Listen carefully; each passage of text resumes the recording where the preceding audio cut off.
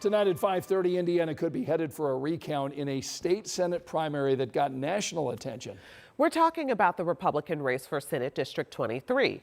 Right now, there's only a 3-vote difference between incumbent Spencer Deary.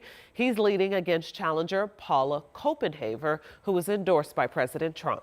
Our State House reporter Emily Longnecker is here tonight with how that recount process works.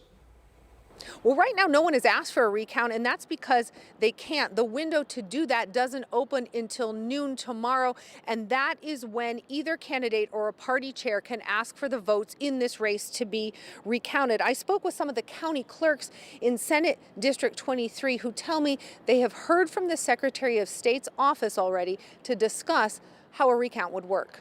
Part of the process involves the Indiana State Police. Fountain County Clerk Patty Smith says her office already got a visit Thursday from ISP. He advised he wanted to see where our ballots were kept and how they were stored. According to Smith, she and her voter registration clerk are the only 2 people who have access to where the ballots are being stored right now. They're locked up in ballot bags with sealed locks on them, and then they're in a locked room. Should someone call for a recount, though, Smith says even she won't have access to the ballots any longer. Instead, the Indiana State Police will oversee them. They'll either come and actually take our ballots, or they will change the lock on our room where our ballots are stored so that, no one can get into it. When you're talking about such a close race, you want to make sure that every single count, every vote was counted correctly. UIndy political science professor Dr. Laura Merrifield Wilson says because of how close the race is, just single digits, with Deary leading by 3, it's likely this race is headed for a recount.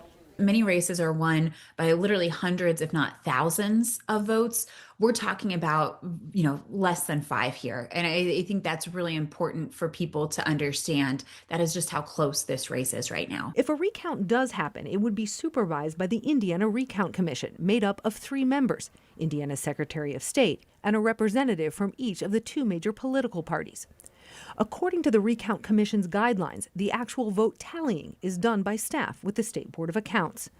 If campaigns disagree about whether a ballot should be counted, the Recount Commission has the final say. And another sign the state could be getting ready to handle a recount. The Indiana State Recount Commission is set to meet tomorrow morning. On the agenda, approval of recount and contest deadlines. We reached out to both the Copenhaver and Deary campaigns. We have not heard back. At the Indiana State House, Emily Longnecker, 13 News.